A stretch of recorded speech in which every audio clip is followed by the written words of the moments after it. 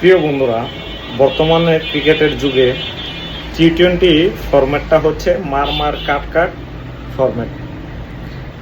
টি-20তে এমন প্রতিযোগিতা চলতেছে বর্তমানে, কে কার চেয়ে বেশি ছক্কা মারতে পারে এটা নিয়ে এখন বর্তমানে ইন্টারন্যাশনাল ব্যাটসম্যানদের মধ্যে প্রতিযোগিতা চলতেছে। এর ভিতর বর্তমান সেশনে সবচেয়ে গত টি-20 ওয়ার্ল্ড কাপ পর্যন্ত, মানে 26-এর টি-20 ওয়ার্ল্ড কাপ পর্যন্ত মারমার কাট কাট ওপেনিং ব্যাটিংয়ে যার নাম ছিল ভারতের ব্যাটসম্যান অভিষেক শর্মা, তার নামটা এখন নিবিয়ে তারই প্রতিদ্বন্দ্বী দেশ আরেকজন উঠে এসেছে। তার নামটা কি আপনারা জানতে চান? যদি তার নামটা জানতে চান তাহলে অবশ্যই পুরো ভিডিও সাথে থাকতে হবে। দেখেন, টি-20 এখন ছক্কার খেলা। ক্রিকেটের এই সংক্ষিপ্ত সংস্করণে ছক্কাবাজদের চাহিদা তুঙ্গে।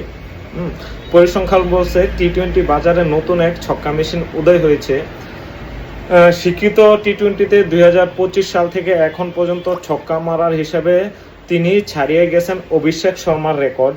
তারপর ব্রেভিসদের মতো আলোচিত তারকাদেরকেও টি-20 এই নতুন ছক্কা মেশিনের নাম সাহিবজাদা ফারহান। তিনি পাকিস্তানের বর্তমান ওপেনার। 2025 সালের পর থেকে এখন পর্যন্ত পাকিস্তানের এই ওপেনার ছক্কা মেরেছে 150টি। মাত্র 59 ইনিংসে 150 ছক্কা মেরে এই সময়ে সবার উপরে ফারহান। দক্ষিণ আফ্রিকার ব্রেভিসের ছক্কা তার চেয়েও 6টি কম। এই সময়ে 59 ইনিংসে 144 ছক্কা আছে ব্রেভিসের। 2025 সাল থেকে অভিষেক এই সংস্করণে ছক্কা মেরেছেন 136টি। অভিষেক খেলেছেন 56 ইনিংস।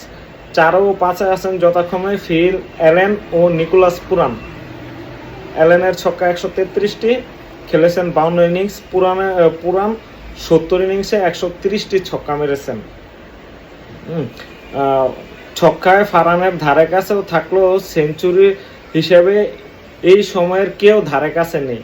2025 সালের শুরু থেকে টি-20তে 60টি সেঞ্চুরি করেছেন ফারহান।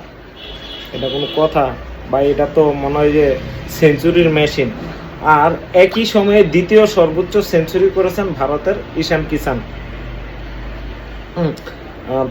এই সময়ের তাই স্ট্রাইক রেটে ফারহান ততটা দাপট দেখাতে পারেননি। ছক্কার তালিকায় শীর্ষ 5